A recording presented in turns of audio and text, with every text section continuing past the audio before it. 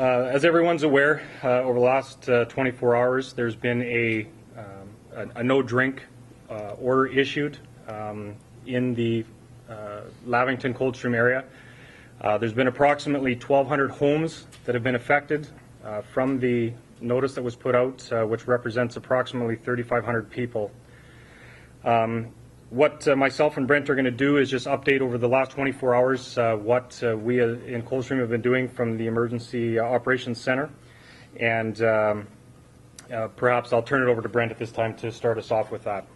Under the advisement of Interior Health, the emergency program activated first responders, both from fire departments Coldstream and Lavington, search and rescue, RCMP regular staff, and RCMP auxiliary.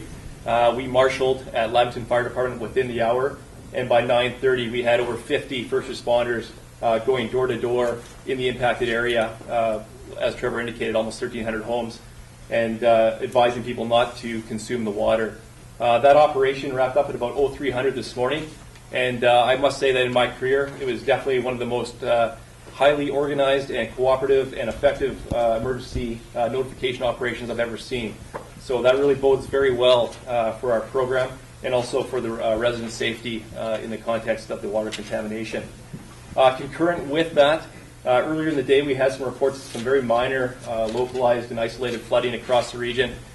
Basically what has happened is that rain had fallen, the surface ground is still frozen, so the water is not being absorbed into the ground, the water is running off and going to low points. Unfortunately, a lot of the low points were the well in the case of the water contamination, and also a lot of people's basements and crawl spaces.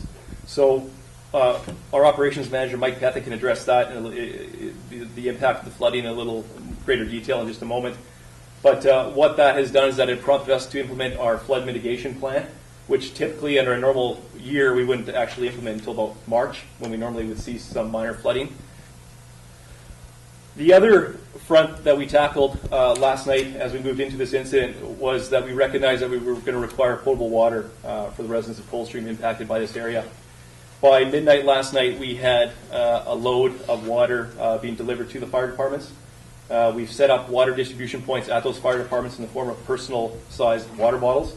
Residents can obtain water at those fire departments until 10 p.m. tonight, and again starting at 6 a.m. tomorrow morning.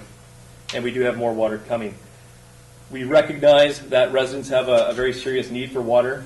We just want to thank residents up front for their patience in understanding that while we do have water, it is not an unlimited supply, and we do ask that residents conserve as much as possible. We would like to put the message out to our customers that we are looking into what is happening.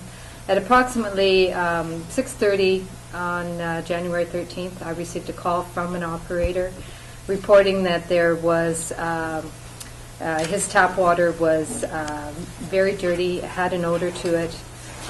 The operator reported to me about his concerns.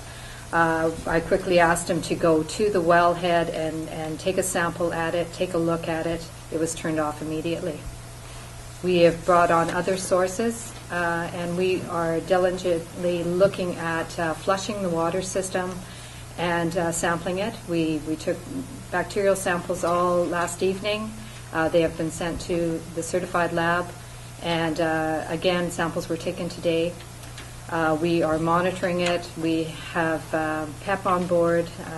We do have 2 groundwater hydrologists looking at the incident, plus a professional agrologist. And we were trying to determine what exactly happened. We ask our customers not to drink the water, and at this time not to use it for any type of cooking or bathing. To hopefully have some patience with this as we clean out the system. We are trying to chlorinate it heavily so we can disinfect this system and bring it back to a normal state. And that's where we are at this moment. Do you know when? We have to have 3 consecutive sample sets that show no bacterial, and it takes 24 hours to get the full report on that. So I am thinking we're probably thinking Saturday or Monday before we get all those samples, and we do have to have three sets that have no bacterial. in them. So we will work diligently at this to get to that point. So people who have been in contact with the water or who have consumed it, they shouldn't do anything unless they experience symptoms. Our main concern is with the potential for intestinal illness.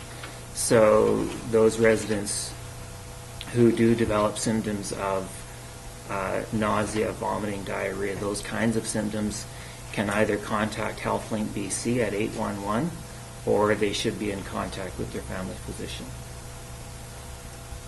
Are we looking for something in particular? Like, are we looking at E. coli here, or is there something in particular that we need to know in terms of this bacteria?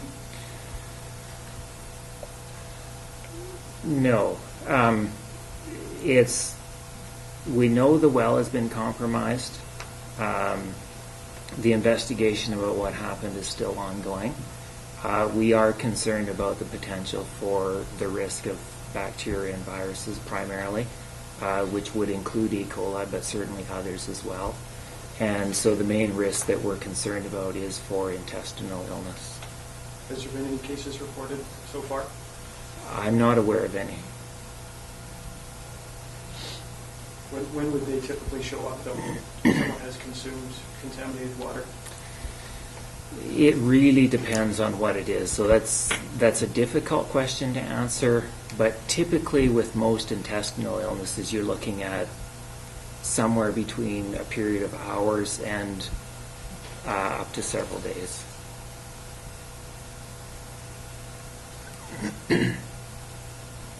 Was, at this point, you mentioned that the situation's under investigation. At this point, does it look like manure from cattle was involved?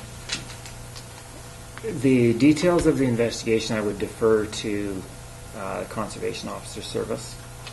But the information that we have based on the complaints that came in, it does appear to be a fairly significant contamination of some kind.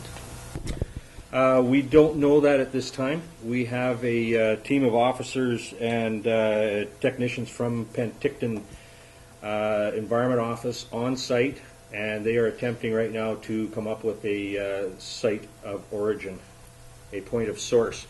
We haven't determined that. They've been in the field most of the afternoon, and I can't confirm that. That is speculation. What could be possible other sources, Josh? I'm not. I have to refer that to the environmental specialists as far as it comes. But this kind of contamination could be, the source may not be local. It could come down the creek. It may not be a local farm. It could be upstream or as far away as a kilometer. We don't know. We're just attempting to find out what the source. If these individuals are out there now taking legal samples, so they should be able to, within the next 24 to 48 hours, confirm which is the source of the contamination.